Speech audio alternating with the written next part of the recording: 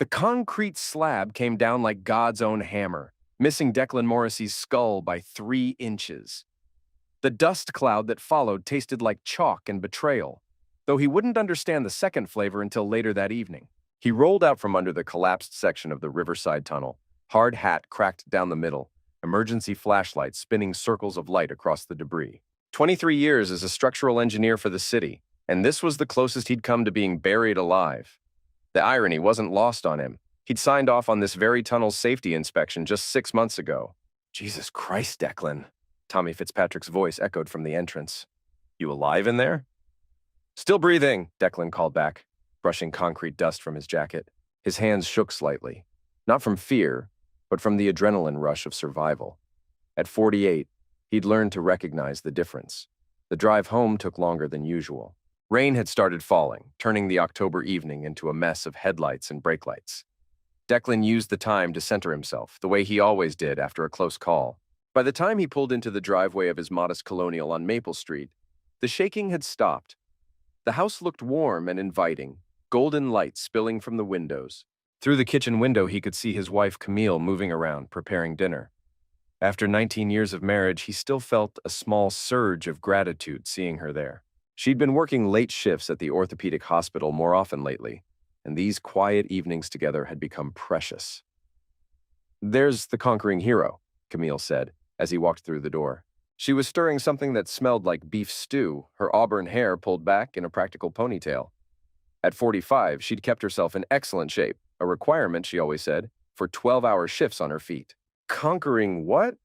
Declan hung his jacket on the hook by the door and loosened his tie. The infrastructure of our fine city. Ava called. She got the promotion at the marketing firm. Senior account manager. Camille's smile was genuine, the kind that had made him fall for her in the first place. She's taking us out to dinner this weekend to celebrate. Their eldest daughter had been struggling to make it in Philadelphia's competitive marketing world. The promotion meant she could finally stop worrying about her mortgage payments, the ones Declan had been quietly supplementing for the past year. That's fantastic news. He meant it. Ava had inherited his work ethic and Camille's social intelligence. What about Isabel? How's freshman year treating her? You know how she is. Calls when she needs money, otherwise we get radio silence. Camille ladled stew into 2 bowls. She's 18, Declan. It's normal. Normal. The word had become their family's unofficial motto. Normal mortgage payments, normal college tuition, normal marriage. Declan had built his entire life around being normal, reliable, steady. It was what had attracted Camille to him in the first place, or so she'd told him on their 3rd date 20 years ago. I almost got crushed by a concrete slab today, he said, settling into his chair at the kitchen table. Camille paused, spoon halfway to her mouth. What? Tunnel inspection. Section collapse. Missed me by inches. He took a bite of stew, savoring the warmth. Makes you think about mortality. Oh my God, Declan. Are you hurt? She reached across the table to touch his hand. Just shaken up. But it got me thinking, maybe we should take that vacation we've been talking about. Costa Rica, remember? The one we saw in that travel magazine. Something flickered across Camille's face. So quickly he almost missed it. Annoyance, frustration. It was gone before he could be sure. We can't afford Costa Rica right now, she said. Not with Ava's situation and Isabel's tuition. We could make it work. Life's short, Camille. Today proved that. Life's also expensive. Her tone had shifted, becoming slightly sharper. Some of us have to be practical. The comment stung, but Declan let it slide. Camille had been working double shifts lately, picking up extra administrative duties at the hospital. She was tired, stressed. He understood. After dinner, they settled into their usual routine. Camille retreated to her home office to catch up on paperwork while Declan channel surfed in the living room. The near-end experience had left him restless, unable to focus on the mindless sitcoms Camille usually enjoyed. He wandered upstairs to check his email, settling into the small desk in their bedroom. Bills, work updates, spam, nothing unusual. He was about to close the laptop when he noticed Camille's phone charging on her nightstand. It was buzzing. Declan had never been a jealous husband. In 19 years of marriage, he'd never once checked Camille's phone or questioned her whereabouts. Trust had been the foundation of their relationship from the beginning. But something about the insistent buzzing made him glance over. The screen lit up with a message notification. Not from her usual phone. This was a second device, smaller and sleeker than her regular iPhone. a phone he'd never seen before. "Can't wait to see you tomorrow. Room 412 at the Marriott." Declan stared at the message until the screen went dark. Then he sat there in the growing darkness, listening to the sound of his own breathing. 23 years of engineering had taught him to methodically analyze problems. First, gather data. Then, form hypotheses. Finally, test conclusions. The data was limited but clear. Camille had a second phone. Someone named W was meeting her at a hotel room. The timing suggested a pattern: her recent late nights, the extra shifts she'd mentioned. Declan's hands moved with practiced efficiency. He opened his laptop and began searching. Hotel reservations could be traced. Phone records could be subpoenaed.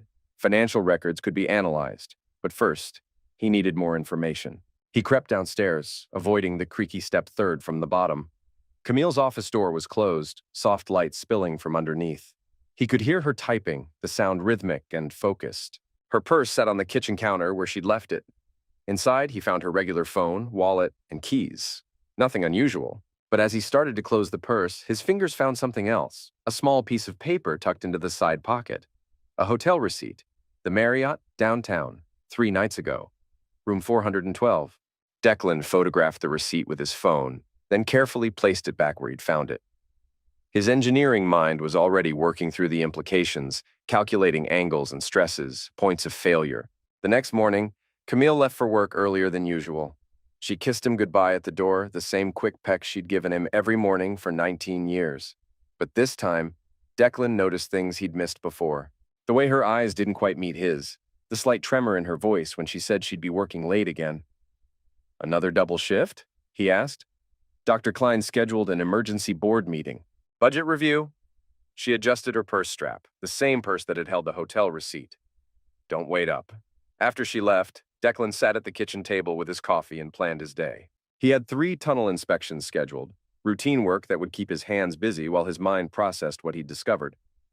But first, he made a phone call. "Fitzpatrick Investigations," a gravelly voice answered. "Tommy, it's Declan Morrissey. I need to ask you about something." Tommy Fitzpatrick had been Declan's college roommate before becoming a private investigator. They'd stayed in touch over the years, meeting for drinks every few months to complain about the fillies and their aging bodies. "What's going on, Deck?" "Hypothetically speaking, if someone wanted to verify certain activities, what would be the best approach?" "Hypothetically speaking, you sound like a man who's found something he wishes he hadn't." Declan said nothing. "Meet me at Flanagan's after work," Tommy said. "We'll talk." The day passed in a blur of concrete and measurements. Declan went through the motions of his inspections, but his mind kept returning to the hotel receipt, the mysterious phone, the message from W. By evening, he'd formed a working hypothesis. Camille was having an affair. The evidence was circumstantial, but compelling. The question now was what to do about it. Flanagan's was crowded with the usual after-work crowd: city employees, contractors, a few cops from the local precinct. Declan found Tommy in their usual booth, nursing a beer and reading the sports section. "You look like hell," Tommy said without looking up. "Feel worse." Declan ordered a whiskey, neat. "I need your help." Tommy folded his newspaper and leaned forward. "What kind of help?" Declan told him about the phone, the hotel receipt, the pattern of late nights. Tommy listened without interruption, occasionally nodding or making notes on a cocktail napkin. "Dr. Klein," Tommy said when Declan finished. "That's got to be Wesley Klein, head of orthopedics at Riverside General. Divorced about 6 months ago. Messy settlement." "You know him?" "Know of him.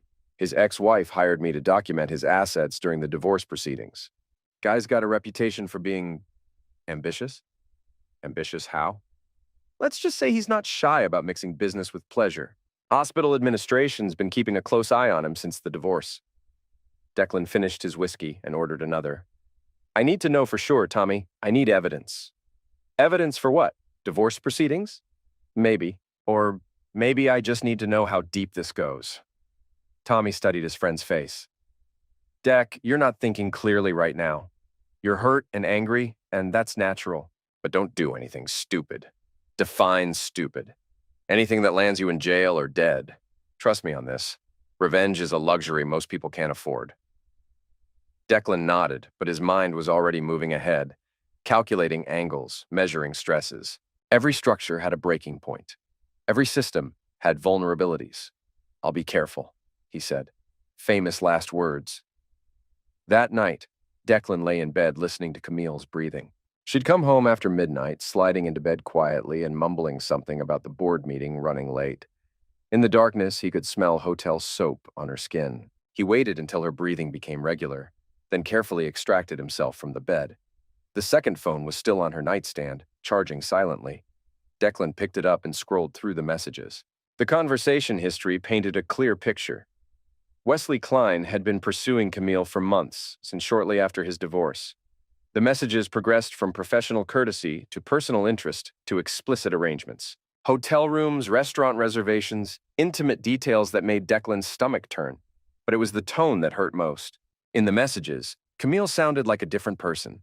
Playful, flirtatious, alive in a way she hadn't been with him in years. She called Wesley brilliant and exciting. She complained about her boring home life and her predictable husband. Declan scrolled back through months of messages, documenting everything. Screenshots, timestamps, location data. His engineering mind cataloged it all with mechanical precision, even as his heart shattered. The most recent messages made his blood run cold. Wesley, your husband suspects? Camille. No, he's completely oblivious, probably wouldn't notice if I moved out. Wesley. Maybe it's time to make that happen. Camille. Not yet. Need to secure the finances first. He's got everything tied up in joint accounts. Wesley.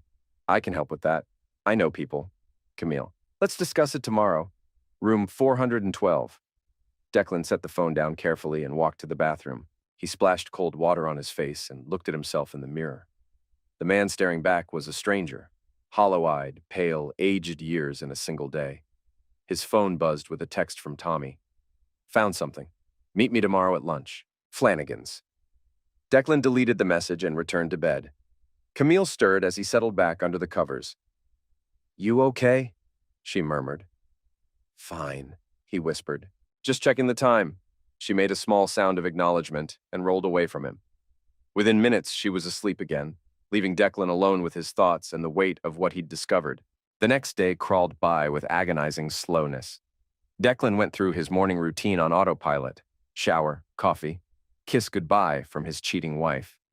At work, he buried himself in reports and calculations, anything to keep his mind occupied. At lunch, he met Tommy at Flanagan's. The bar was less crowded than the night before, mostly city workers grabbing quick meals between shifts. I've got good news and bad news, Tommy said, sliding a manila envelope across the table. The good news is your wife's boyfriend is in trouble. The bad news is he's taking her down with him. Declan opened the envelope. Inside were financial records, hospital documents, and surveillance photos. The pictures showed Camille and Wesley Klein entering and leaving the Marriott on multiple occasions over the past 3 months. Hospital's been investigating Klein for Medicare fraud, Tommy explained. Falsifying surgery records, billing for procedures that never happened. They're building a case against him. What does this have to do with Camille? She's been helping him. Hospital records show she's been accessing patient files she shouldn't have access to, backdating procedure authorizations. If they can prove she's been involved, she's looking at criminal charges. Declan stared at the photos. In one, Camille was laughing at something Wesley had said, her face bright with an expression Declan hadn't seen in years. In another, they were holding hands across a restaurant table, looking like any other couple in love. How long have you known? Tommy asked. 2 days, since I found her second phone. What are you going to do? Declan closed the envelope and met his friend's eyes. I'm going to protect myself. No, Tommy, listen to me. She's been planning to leave me. She's been stealing from the hospital. She's been lying to me for months, maybe years. And I'm supposed to what? Pretend it never happened? I'm saying don't do anything that'll destroy your life too. My life's already destroyed. Declan stood up, envelope in hand. I'm just deciding what to build from the ashes. That afternoon, Declan visited his lawyer. James Morrison had handled the family's legal affairs for years. Wills, real estate transactions, the occasional contract dispute. He was a steady, unflappable man who'd built his practice on discretion and thorough preparation. I need to discuss divorce proceedings, Declan said without preamble. Morrison set down his coffee and reached for a legal pad. I'm sorry to hear that, Declan. What are the grounds? Infidelity, fraud, take your pick. Declan laid out the evidence. The phone records, the hotel receipts, the hospital investigation. Morrison listened carefully, taking notes and asking pointed questions about dates, financial accounts, and potential asset disputes. "This is serious," Morrison said when Declan finished. "If your wife is involved in the Medicare fraud, she could be facing federal charges. That changes everything." "How so?" "Criminal conviction affects spousal support, asset division, everything." "But Declan, you need to be very careful about how you proceed. Any appearance of vigilante justice could backfire badly." "I'm not looking for vigilante justice. I'm looking for actual justice." Morrison nodded slowly. "I'll file the preliminary paperwork, but I want you to promise me something. Don't confront your wife directly. Don't do anything that could be construed as intimidation or maltreatment. Let the legal system work." "Of course," Declan said.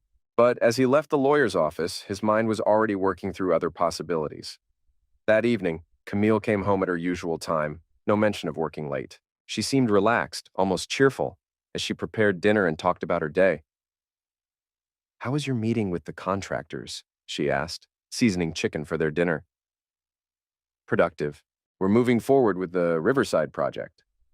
"That's the tunnel that collapsed?" "Different section. The whole system needs reinforcement." Camille nodded absently, but Declan could see her attention was elsewhere. She kept glancing at her phone, waiting for messages that never came. Wesley Klein was probably busy covering his tracks, preparing for the investigation that was closing in on him. "Camille," Declan said carefully, "is everything okay at work?" "You seem distracted lately." She looked up sharply. "What do you mean?" "Just that you've been working so many extra hours. The board meetings, the administrative duties, it's a lot of pressure." "It's fine. Just busy." She turned back to the stove, but her shoulders were tense. "Why do you ask?" "No reason. I worry about you. That's all." "Well, don't. I can take care of myself." The edge in her voice was new, or maybe Declan was just hearing it clearly for the first time. How long had she been building walls between them? How long had she been planning her escape? After dinner, Camille retreated to her office again. Declan waited an hour, then quietly climbed the stairs to their bedroom. The second phone was there, as usual, but this time it was buzzing with multiple messages. Wesley was panicking. The hospital had called him in for a meeting tomorrow morning. He wanted to see Camille tonight, needed to discuss damage control. The messages were frantic, desperate. Camille's responses were calmer, but equally urgent. She would meet him at the usual place. They needed to get their stories straight. Most importantly, they needed to figure out how to protect themselves. Declan scrolled through the messages, documenting everything. Then he made a decision that would change the trajectory of his life forever. He called Tommy. "I need you to follow them tonight," he said. "Document everything. Video if possible." "Dec, I don't think—" "Tommy, they're meeting to destroy evidence. If we don't act now, they'll cover their tracks and disappear." "What are you going to do?" "What I should have done from the beginning. I'm going to tell the truth." An hour later, Declan watched from his bedroom window as Camille left the house. She'd told him she was going to check on her mother, but he knew she was driving to the Marriott to meet her lover and co-conspirator.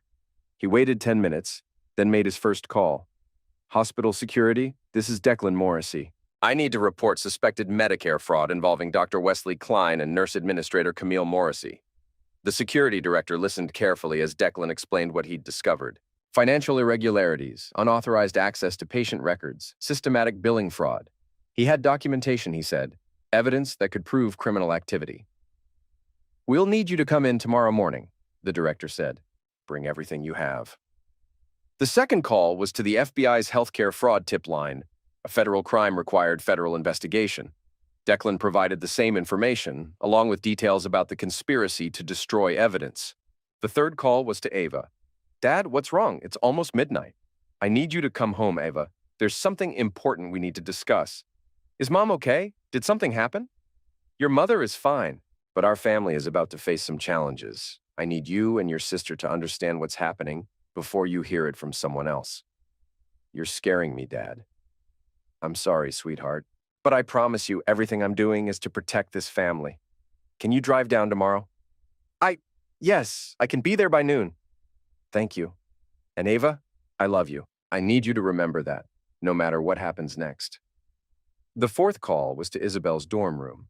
She was less receptive than her older sister, annoyed at being woken up and suspicious of the late-night family meeting, but she agreed to come home for the weekend. Declan's final call was to his mother. Martha Morrissey had been widowed for 5 years, living alone in the house where Declan had grown up. At 72, she was still sharp, still opinionated, still the moral center of the family's universe. Declan, what's wrong? Mom, I need to tell you something about Camille. He explained everything, the affair, the fraud, the lies. Martha listened in silence, occasionally asking pointed questions that revealed how much she'd suspected over the years. I never trusted her, Martha said when he finished. Too smooth, too charming. Your father always said pretty words were like fresh paint. They covered up the rot underneath. I loved her, Mom. I still love her. Love isn't enough, son. Not when there's betrayal involved. What are you going to do? What Dad would have done. I'm going to fight for what's right. Good. And Declan? Yes? Don't let her take the girls from you. They're going to be confused, angry. They might blame you for breaking up the family, but blood is thicker than water, and truth is stronger than lies. Declan hung up and sat in the dark kitchen, waiting for Camille to come home. Tommy had texted updates throughout the evening. Surveillance photos of Camille and Wesley entering the hotel, timestamps that would be crucial evidence in the coming legal proceedings. Camille returned at 2 a.m., slipping into the house quietly and tiptoeing upstairs. She undressed in the bathroom and slid into bed, probably thinking Declan was asleep. How's your mother? He asked quietly. What? Camille went rigid beside him. You said you were checking on your mother. How is she? Oh, she's fine. Just needed help with her computer. At midnight? She's a night owl, you know that? Declan knew no such thing. Camille's mother went to bed at 9 o'clock every night and had for as long as he'd known her. But he didn't challenge the lie. There would be time for truth tomorrow. Good night, Camille. Good night? Neither of them slept much. The morning brought gray skies and the first frost of the season. Declan made coffee and toast, going through the motions of normalcy while his wife showered and dressed for work. I might be late again tonight, she said, adjusting her hair in the hallway mirror. The Klein situation is getting complicated. I'm sure it is. Something in his tone made her look at him sharply. What's that supposed to mean? Nothing. Just that workplace complications tend to get messy. She stared at him for a long moment, then grabbed her purse and keys. I'll call you later. After she left, Declan drove to the hospital. The security director was waiting in his office, along with the hospital's chief legal counsel and an FBI agent who'd been assigned to the Medicare fraud investigation. Mr. Morrissey, the FBI agent said, we understand you have information about fraudulent billing practices. For the next 3 hours, Declan laid out everything he'd discovered. The unauthorized access to patient records, the falsified procedure codes, the systematic billing fraud that had been going on for months. He provided copies of the phone records, financial documents, and surveillance photos Tommy had taken. This is substantial evidence, the legal counsel said. We'll need to act quickly before they destroy any remaining documentation. What happens now? Declan asked. We execute search warrants, the FBI agent said. Computers, phones, financial records. We'll probably make arrests within the week. What about my wife? That depends on the extent of her involvement. If she was just following orders, she might face disciplinary action. If she was an active participant in the fraud, she's looking at federal charges. Declan nodded and stood to leave. There's something else you should know. They're meeting regularly to coordinate their activities. Hotel room 412 at the downtown Marriott. Tonight, probably around 8 o'clock. The FBI agent made a note. We'll have surveillance in place. Declan left the hospital and drove home to wait for his daughters. Eva arrived first, her usual confidence replaced by obvious worry. Dad, what's going on? You sounded terrible on the phone. Sit down, sweetheart. We need to talk. Isabel arrived an hour later, still in her college sweatshirt and looking like she'd rather be anywhere else. At 18, she'd developed the selective hearing and defensive attitude that came with freshman year independence. This better be important, she said, dropping her backpack by the door. I've got a paper due Monday. It's important, Declan said. Sit down. He told them everything. The affair, the fraud, the investigation. Ava listened with growing horror, asking questions and trying to understand the implications. Isabel sat in stony silence, her face revealing nothing. So, you're divorcing Mom, Ava said when he finished. Yes, because she cheated on you. Because she betrayed our family in every way possible. This is BS, Isabel said suddenly. You're destroying our family because you're jealous.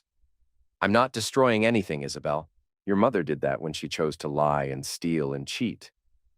Maybe she wouldn't have cheated if you weren't so boring. The words hit Declan like a physical blow. Ava gasped, but Isabel continued, her voice gaining strength and cruelty. You think you're so noble, but you're just a coward. Mom deserves better than spending her life with someone who can't even afford to take her on vacation. Isabel, stop, Ava said. No, I won't stop. Dad, you're pathetic. You sit there with your spreadsheets and your boring job, and you wonder why Mom looked for excitement somewhere else. You drove her away. Declan felt something cold settle in his chest. I see. And now you're trying to destroy her career because you can't handle the fact that she found someone better than you. Someone better, Declan repeated. Someone who steals from sick people. You don't know what really happened. You're just making assumptions. I have evidence, Isabel. Documented proof. Then you're a sick person for spying on your own wife. Eva tried to intervene, but Isabel was on a roll. Her 18-year-old righteousness and college freshman confidence combining into something cruel and cutting. You know what, Dad? I'm glad Mom found someone who appreciates her. She's been miserable with you for years. We all saw it. We, Mom, me, Eva, even Grandma Martha, we all talked about how you were holding her back, how she deserved better. Grandma Martha even suggested Mom should look for someone who could make her happy. Declan felt the world shift beneath his feet. Grandma Martha said that. She said marriage was about finding joy, not just settling for security. She said Mom should experiment, see what else was out there. The room fell silent. Ava was staring at her sister in horror, but Declan was processing the deeper betrayal. His own mother had encouraged his wife's affair. I see, he said quietly. And what did you tell your mother when she asked for this advice? I told her to go for it, Isabel said defiantly. I told her life was too short to waste on someone who couldn't make her happy. And you, Eva? Ava's voice was barely a whisper. I didn't know she was married to someone else. I thought she was just unhappy. But you encouraged her to leave me. I encouraged her to find happiness. I didn't know she was committing crimes. Declan stood up slowly, his body feeling heavy and old. I want both of you to leave. Dad? Ava started. No, you've made your positions very clear. You think I'm boring and pathetic. You think your mother deserves better than me. You encouraged her to find that somewhere else. His voice was calm, almost conversational. So now, you can live with the consequences of that advice. What do you mean? Isabel asked, some of her defiance wavering. I mean you're on your own. No more mortgage help for you, Ava. No more tuition payments for you, Isabel. You want to support your mother's choices? You can support yourselves. You can't do that, Isabel said. I can do exactly that. I've already called the bank. Ava's mortgage supplement stops immediately. Isabel, your next semester's tuition is due in January. You'll need to find your own funding. That's not fair, Ava said, tears starting to fall. We're your daughters. You're your mother's daughters, Declan corrected. You've made that abundantly clear. Now you can choose which parent you want to live with. Dad, please, Ava said. I'm sorry. I didn't mean... You meant every word, both of you, and that's fine. But don't expect me to pay for the privilege of being insulted and betrayed. Isabel's face had gone pale. You're really going to destroy our family over this? I didn't destroy our family. Your mother did. I'm just deciding who gets to pick up the pieces. He walked to the front door and opened it. I want you both out of my house. You can stay with your mother or your grandmother or your precious Dr. Klein. But you can't stay here. Eva was crying openly now. Daddy, please, I'm sorry. I didn't understand. You understood perfectly. You just didn't think there would be consequences. But I need help with the mortgage. I can't afford... Then you'll lose the house. Or you can ask your mother to help you. She's been planning to leave me anyway, right? She must have been setting aside money for her new life. Isabel stood up, her jaw set with teenage stubbornness. Fine, we don't need you anyway. Mom's going to be so much happier without you. I'm sure she will be. From her prison cell. She's not going to prison. You're just trying to scare us. Federal Medicare fraud carries a mandatory minimum sentence of 5 years. Wire fraud adds another 5. Conspiracy charges add another 5. Your mother is looking at 15 years minimum, assuming she cooperates with the investigation. The color drained from Isabel's face. You're lying. I'm an engineer, sweetheart. I don't lie about facts. Eva was sobbing now. Dad, please. Can't we work this out? Can't we be a family? We were a family, then you all decided I wasn't good enough. Now you get to live with that decision. He stood by the open door, waiting. After a long moment, Ava gathered her purse and keys, still crying. Isabel followed, her face set in an expression of defiant hatred. I'll never forgive you for this, she said as she passed him. I'll never forgive you either, Declan replied. So we're even? He closed the door behind them and walked to the kitchen window. He watched as they argued beside Eva's car, probably trying to decide where to go. Finally, they drove away together, leaving Declan alone in the house he'd bought for his family. He poured himself a drink and sat at the kitchen table, processing what had happened. In the space of 24 hours, he'd lost his wife, his daughters, and his mother. But for the first time in years, he felt completely clear about what he needed to do. His phone buzzed with a text from Tommy. FBI arrested Klein at the hotel. Camille in custody. Call me. Declan deleted the message and poured another drink. Then he called his lawyer. Morrison, it's Declan. I need you to accelerate the divorce proceedings. And I need you to remove my daughters from my will. Declan, are you sure about this? You're going through a traumatic... I'm sure. They've made their choice. Now I'm making mine. What about your mother? What about her? Are you going to tell her what happened? Declan considered this. Yes, but not tonight. Tonight I'm going to sit in my house and enjoy the quiet. For the first time in months, Declan felt peace. The waiting was over. The pretending was over. The marriage was over. The war was just beginning. The next morning brought news coverage of the arrests. Dr. Wesley Klein and nurse administrator Camille Morrissey had been charged with conspiracy to commit Medicare fraud, wire fraud, and theft of government funds. The local news ran their mugshots, Klein looking haggard and desperate, Camille looking shocked and disbelieving. Declan's phone rang constantly. Reporters, neighbors, co-workers, family friends. He ignored them all. Instead, he drove to his mother's house. Martha Morrissey was waiting for him, having seen the news coverage. She opened the door before he could knock, her face grave and guilty. I heard, she said simply. Did you? Declan stepped inside, noting how small and frail his mother looked. Did you hear that your advice to my wife has resulted in federal charges? Martha closed the door and walked to her kitchen. I never told her to commit crimes. But you told her to find someone else. You told her to experiment. You encouraged her to betray her marriage vows. I told her to find happiness at my expense. Martha turned to face him, her chin raised in defiance despite her obvious guilt. You were making her miserable, Declan. She came to me crying, saying she felt trapped, saying she needed more than what you were giving her. So you told her to have an affair. I told her to consider her options. Marriage isn't a prison sentence. It's a commitment, a promise, something you and Dad taught me to honor. Your father and I had passion, Declan. We had fire. You and Camille had routine. The words cut deep because they contained a grain of truth. Declan had built his marriage on stability, reliability, trust. He'd thought those were virtues. So my daughters knew about this. They knew you were encouraging their mother to leave me. Martha's face crumpled slightly. They were worried about both of you. The girls love you, Declan. Funny way of showing it. They called me boring, pathetic, said Camille deserved better. They're young. They don't understand. They understand perfectly. Just like you do. Declan moved toward the door. I want you to know that your advice has destroyed our family. Camille is facing 15 years in federal prison. Ava's going to lose her house. Isabel will have to drop out of college. And I'm filing for divorce. Declan, wait. No, Mom. I'm done waiting. I'm done being the steady, reliable, boring one. I'm done being taken for granted. What are you going to do? Declan paused at the door. I'm going to rebuild my life without any of you. He left his mother's house and drove to the courthouse. The divorce papers were ready for filing, along with restraining orders that would prevent Camille from accessing their joint accounts or returning to the house. The judge will want to schedule a hearing, Morrison explained. But given the criminal charges, this should be straightforward. You'll get the house, the retirement accounts, everything. What about spousal support? Criminal conviction eliminates her claim to alimony. She'll be lucky to avoid complete financial ruin. Declan signed the papers and walked out into the crisp autumn air. His phone buzzed with another call from Eva, but he sent it to voicemail.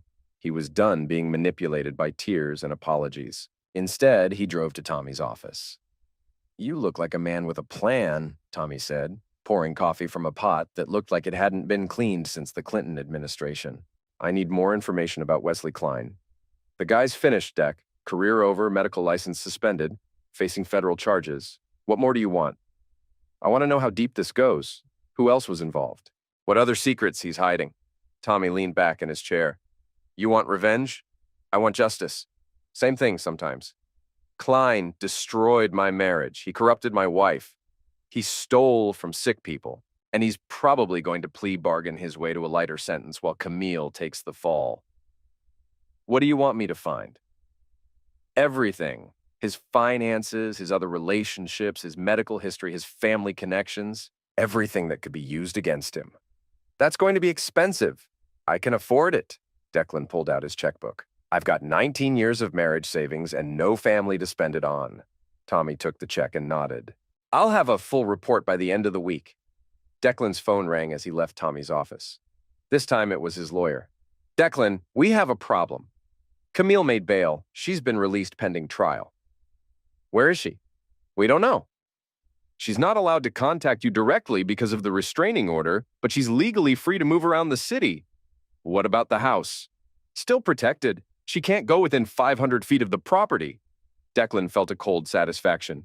Camille was discovering what it felt like to be homeless, cut off from her support system, facing an uncertain future. His phone buzzed with a text from an unknown number. We need to talk. See. He deleted the message without responding. The next few days passed in a blur of legal meetings, financial arrangements, and paperwork. Declan moved through it all with mechanical precision, settling his affairs and preparing for the next phase of his life. He returned to work, ignoring the stares and whispered conversations of his coworkers. The story had made the local news, and everyone knew about his wife's arrest. But Declan found he didn't care about their opinions or their pity. On Thursday morning, Tommy called with his report. Klein's broke, Tommy said without preamble. Divorce settlement wiped him out, legal fees are destroying what's left. He's been borrowing money from some very unsavory people. What kind of people? The kind who break legs when loans don't get repaid. Klein owes about $50,000 to a guy named Vincent Torino, small-time loan shark who operates out of South Philly. Interesting. Gets better. Klein's been selling prescription pills on the side. Oxycodone mostly, using his medical access to feed street dealers. How long? At least 2 years. Maybe longer. Does Camille know about this? Hard to say, but some of the pill transactions were processed through the hospital's billing system. If she was helping with the Medicare fraud, she might have seen the prescription irregularities. Declan processed this information. Pill dealing carried much heavier penalties than fraud. If Klein was dealing, and if Camille knew about it, her legal situation was about to get much worse. There's something else, Tommy said. Klein's medical license. He's had 3 malpractice suits in the past 5 years. Hospital's been covering for him, settling out of court. What kind of malpractice? Botched surgeries, mostly. One patient died from complications after Klein operated while allegedly intoxicated. Family got a big settlement. Klein got a slap on the wrist. Declan felt his anger crystallizing into something harder and more focused. Wesley Klein wasn't just a homewrecker and a thief. He was a butcher who'd been protected by the system. I want copies of everything, Declan said. What are you planning?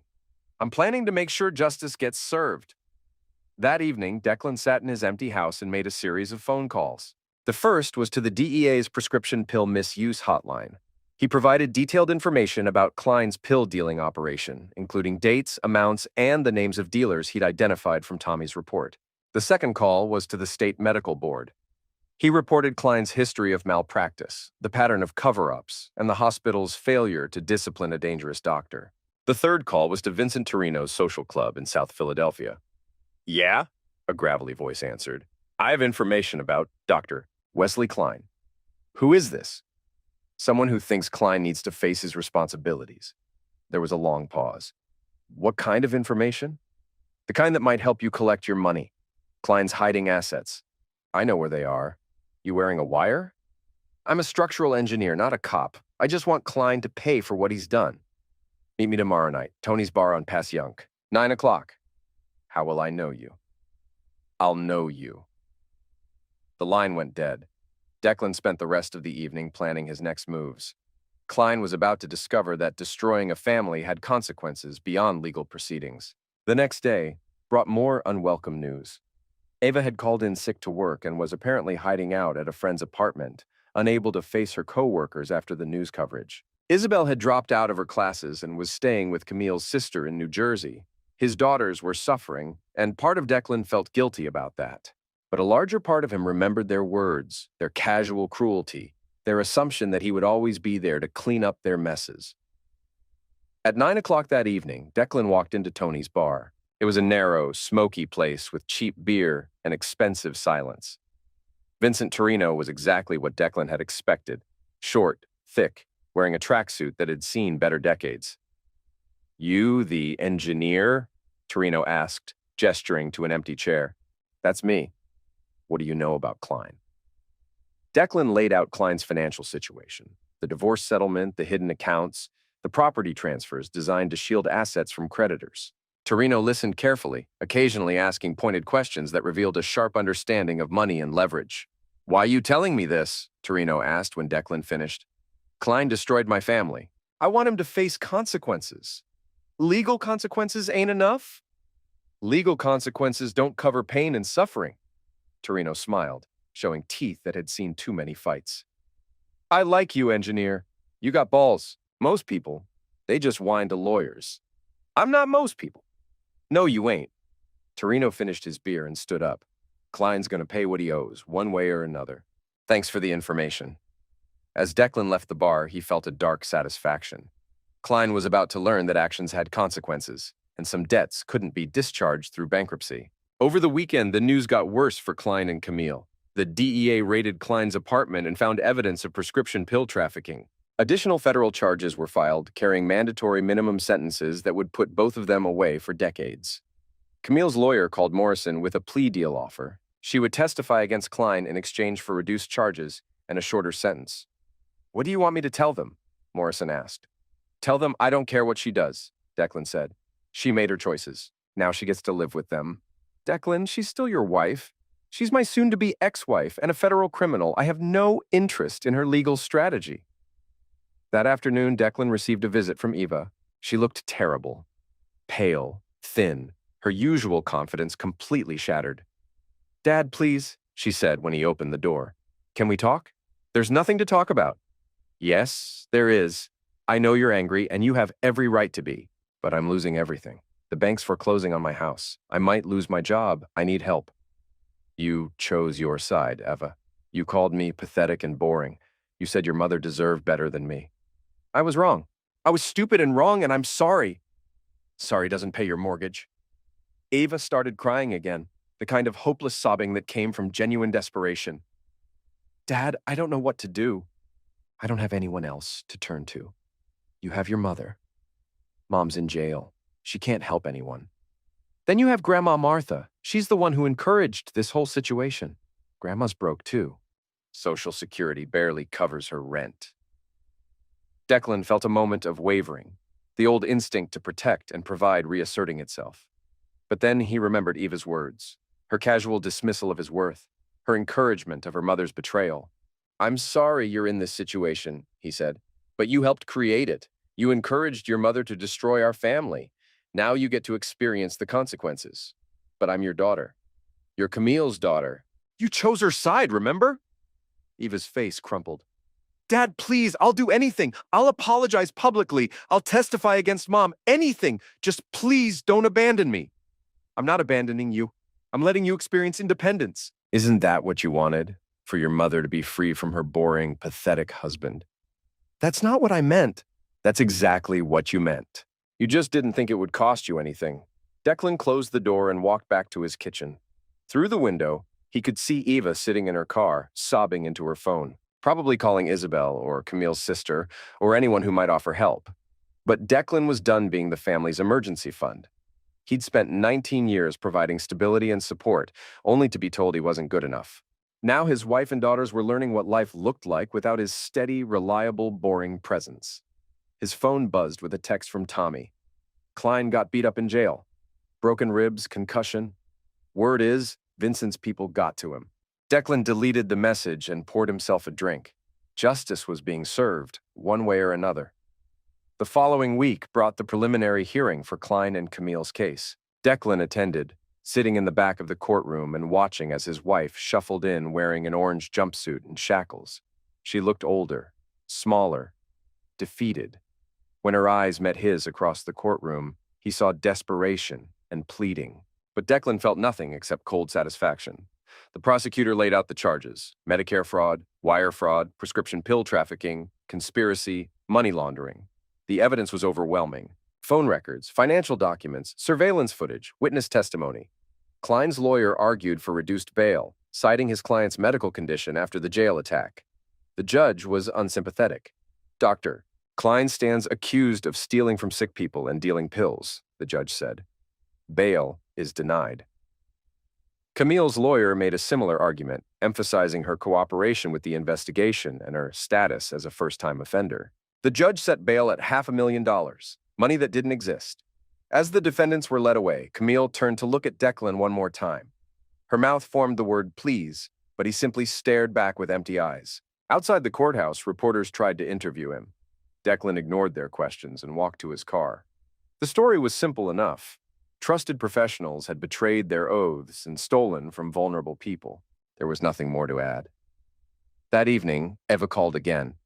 "Dad, I saw the news coverage. Mom looked terrible."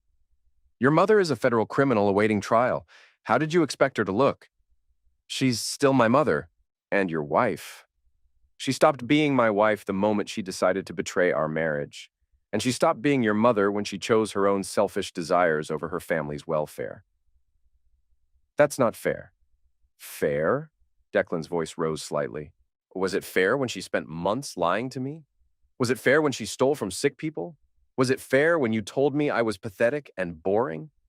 "I didn't mean—" "You meant every word, just like your mother meant every lie she told me. Just like Grandma Martha meant every word of encouragement she gave to your mother's affair." "We're your family." "No, Eva, you were my family. Now you're strangers who happen to share my last name." He hung up and blocked her number.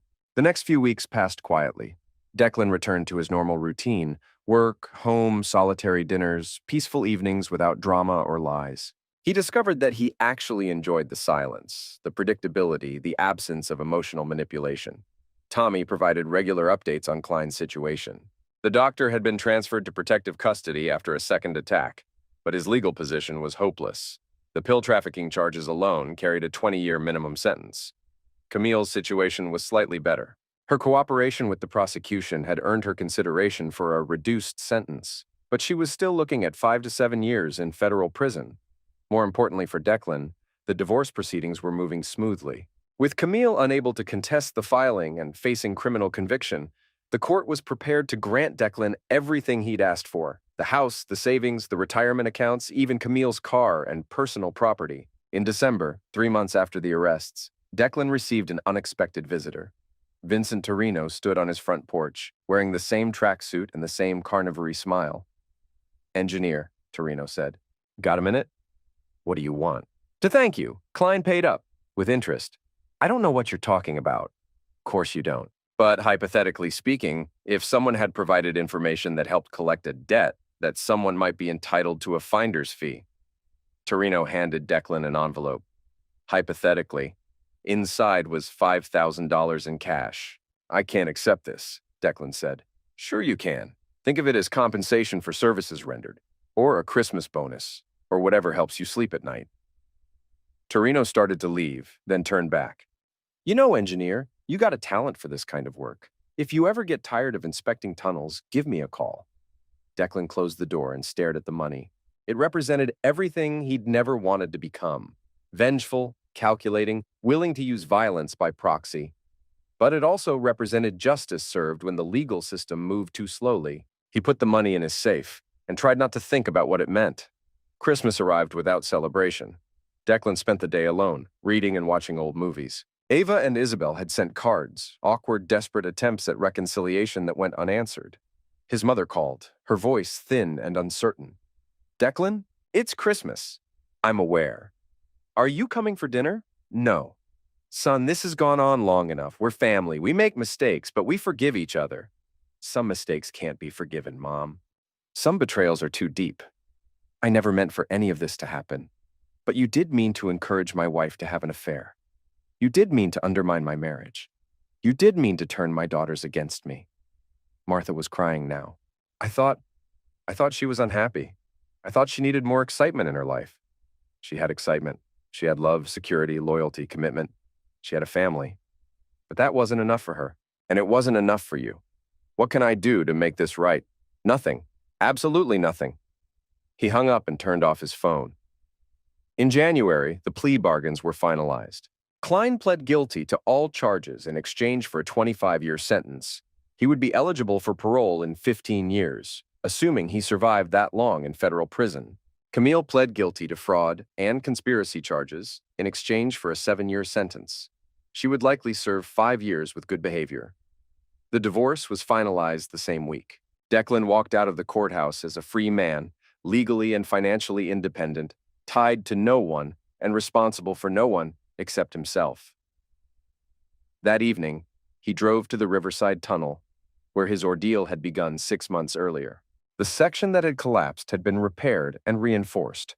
The tunnel was stronger now, more resistant to the stresses that had caused the original failure. Declan understood the metaphor. Sometimes structures needed to collapse completely before they could be rebuilt properly. His phone buzzed with a text from an unknown number. "Dad, it's Eva. I got your number from Uncle Mike. I'm sorry for everything. I know you probably won't read this, but I need you to know that losing you has been the worst part of this whole nightmare. I love you." Declan stared at the message for a long time. Part of him wanted to respond, to rebuild something from the wreckage of their relationship. But a larger part of him remembered the casual cruelty, the entitled expectation that he would always be there to fix their problems. He deleted the message and drove home to his empty house. Spring arrived with new construction projects and the promise of longer days. Declan had settled into his new routine: work, solitary dinners, evening walks, weekend projects around the house. He'd lost 30 pounds and gained a sense of purpose he hadn't felt in years. Tommy stopped by one evening with news. "Klein's dead," he said without preamble. "What?" "Found him in his cell this morning. Apparent self-destruction. Bedsheet noose." Declan felt nothing except mild curiosity. "Any note?" "Nothing official, but word is he couldn't handle the prospect of 25 years inside." "What about Camille?" "Still serving her time. Model prisoner, apparently. Could be out in 4 years." Declan nodded and offered Tommy a beer. They sat on the back porch, watching the sunset paint the sky in shades of orange and red. "You ever regret it?" Tommy asked. "The way things turned out?" "Regret what? Telling the truth? Refusing to be taken advantage of? Standing up for myself?" "Cutting off your family." Declan considered this. "They cut me off first, Tommy. I just made it official. And if Eva or Isabel came to you tomorrow, genuinely sorry, wanting to rebuild, then they'd discover that some bridges once burned can't be rebuilt." Tommy nodded and finished his beer. "You've changed, Deck. You're harder now. I'm more honest now. I spent 48 years being what other people wanted me to be. Steady, reliable, forgiving. It nearly destroyed me.